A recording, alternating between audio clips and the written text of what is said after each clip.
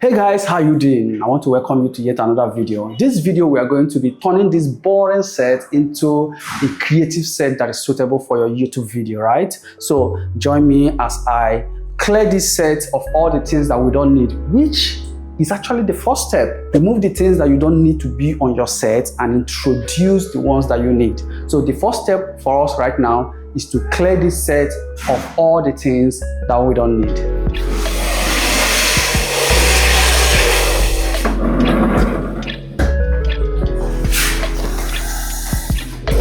The goal is just to have a blank canvas on this wall, right? And then we'll start building from there. So as you can see, I have basically cleared the whole space and I just moved the things away. If you can see, like some of the artificial plants and every other thing, I moved them just away from my camera, right? I might consider putting this plant back to that place so that I can cover this spot again. So I just keep it somewhere here for here. But before I do that, I would like to first of all talk about our light. For my main light, I will be using this Cobalt CL220R. This is a powerful light and we are going to be using it as a key light.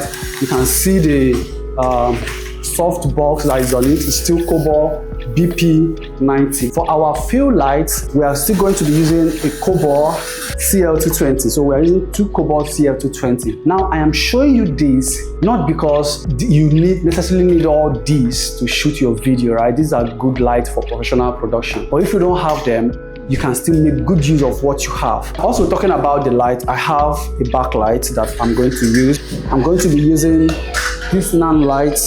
Let me bring it out and show you. This is a very nice light as well. This is a NAN light Pavo Slim 60C, right? It has its connector here. Everything is here, you can see. So I'm going to be using it as my backlight just to add a little color on the wall. Also in this video, I'll be trying out this canister beam of light. I'm going to be trying it out on one of these Cobalt, maybe the fill one. I'm going to be putting it on it and be trying it out for different effects. Now why I'm showing you all this is so that if you have a space like this, what can you necessarily do with the space you have? If you can lay your hand on some of these resources, can you be that creative to have this background look, professional the way you want it? So this is the seat our presenter is going to be sitting. You can see from the background there is nothing on the background. It's just the plain wall and then the light coming from the ceiling. We need to now start positioning our lights. How do we want our light to come in? Where do we want our key light and our fill lights to be? Then what can we do on the background? If you have other props, this is the time for you to start building on your background. Firstly, let's move our lights around.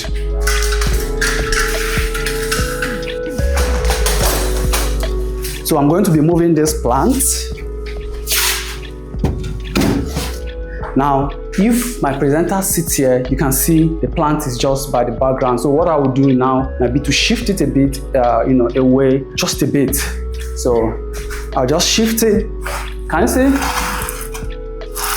This is perfect. So I've just shifted it just a bit away so that the presenter sits here and then this will not be confusing the background. Yes, though the lens is blurring the background out a lot, but it's not going to, in a way, distract you from knowing that this is the presenter, or if the presenter is wearing something dull, there's not going to be a distraction. The presenter should be the presenter and the background should be the background.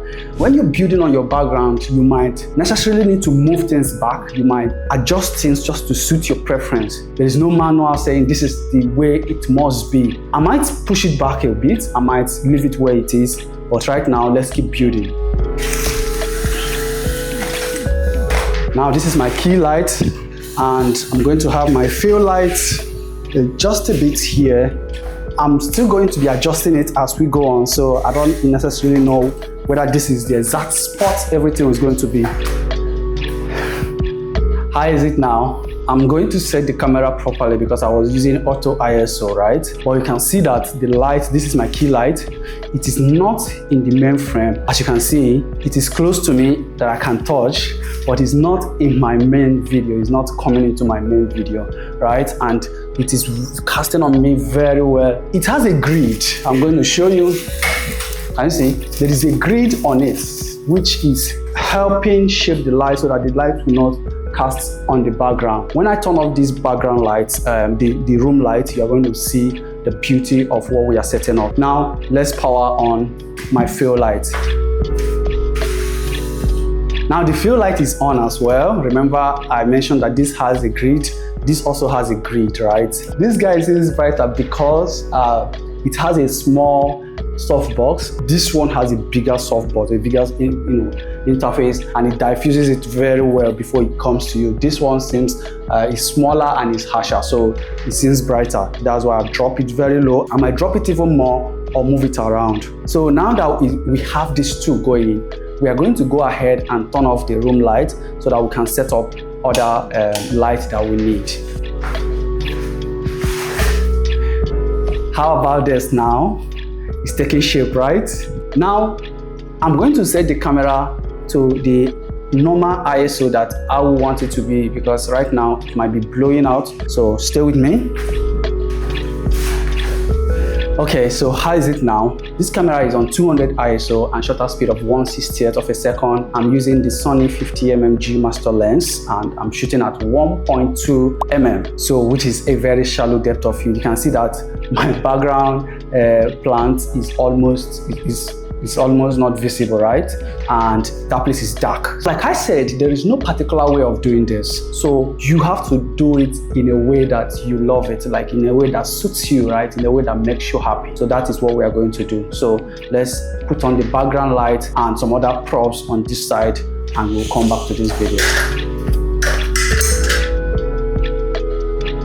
Okay.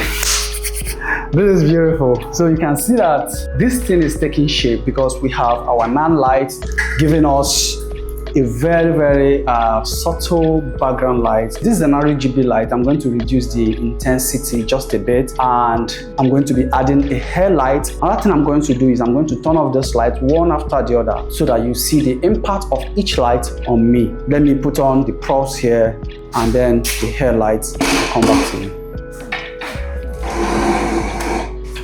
So I've added the prop and then I have dropped my backlight to 30%, and as you can see, this light is flickering, right? I just found out that when I'm shooting at 60th of a second, I tend to have this light flicker. So what I'm going to do is I'm going to drop my shutter speed to 1/50th of a second, and that corrects it. That is my observation. I found that out. Now that I have dropped it, you can see that the thing has stopped. It's remaining the headlight, and then I can talk you through how these sets were done and set up and everything you need to know about them. So for my headlight, I'll be using this Ulanzi VL360 RGB lights, right? This is a very fantastic light. It's battery powered, so I'll be using it right now to, light up my hair. Let's set the lights to what we did. So you be the judge of how this set has come together. I'm not saying this is the perfect setup, but I'm saying learning how to maneuver your light, use your light properly is amazing. Most people that want more cinematic shots will not actually have two lights. One light can do this setup. So let me turn off this particular fill light so that you see the effect on me. Then I can move this one around. Now this is it with the fill light off, right? You can see how it is. I can decide to move this guy a bit to the front, just a bit to the front, so that it will cast a little shadow on me here, and not much. You can see my backlights. But what if we decide to reduce the intensity? What if we decide to reduce it so that it will not be very distracting? I can decide to cut it down to 10%. When we cut it down to 10%, you can see it is there shining, but not as bright, to be distracting people from seeing the subject. Another thing I'm going to do is to drop the intensity of my key light. Now you can see that it is even better as well, right? This one is up here, shining light on me. I can decide to as well off it so that you see how it looks. Was there any change? Did you notice any change? I'm going to still off the main light to start powering them on one after the other from the backlight. The only thing we have is the backlight. Now, if I turn off the backlight, the only thing we have is this particular probe light here. I can start by turning on the backlight. The backlight is coming on now. Yes, you have the backlight, and we can increase the intensity just a bit, and then we can decide to change the color as well. And let's turn on the hair light and see whether there is actually any addition that is making to the set. You can see this is the hair light, and it's casting just enough to illuminate my hairline and my shoulder line, and that is it. Then let's power on our fill light and see how it will cast on the subject. What do you think? The fill light is on and is at 10%. I think I should drop it even more, right? So let me drop it to like 5% because the fill light is almost acting like the main light. So let me drop it to like 5%. Yeah, this is the fill light at 5%. Now you can start seeing that my facial feature and the color of my shirt, everything is beginning to come out. Now let's turn on our key light so that you see how bright the environment, how bright the set come together.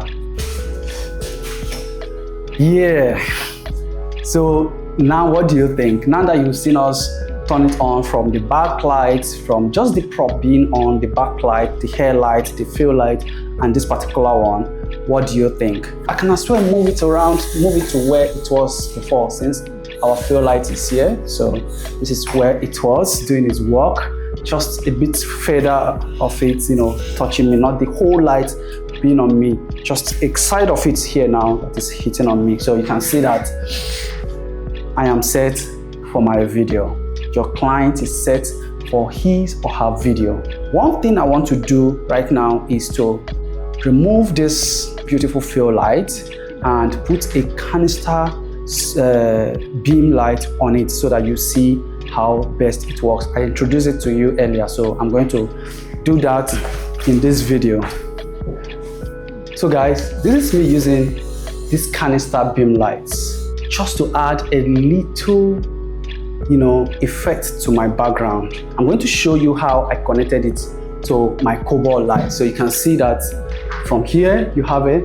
This is the cobalt light, and then this is the canister beam. So you can plug it to your cobalt. You can put it to your cobalt like this. You can see it has a Bowen mouth. You can put it and it fits perfectly in. So this is it, and then it's firing towards the background. You can use it to add effect to your background. Now if we decide to increase this intensity of this light, you can see this is how beautiful it is. You can have a set as beautiful as this with just the steps that we've been able to show you in this video. This is beautiful. I hope you have learned one or two things from this video. If you have, give us a thumbs up and comment what you've learned in this video. Before we go, let me arrange my set properly. This guy needs to move back exactly. This is how it is. You can see everything is just where they are supposed to be.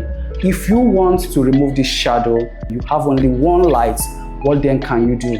You can bring in, a whiteboard, a cardboard paper, to put just close to it. If you put it here, see my arm, it's not even arm's length. If you put it here, it's out of your frame, and the light here will bounce on it, and the shadow here will be gone, right?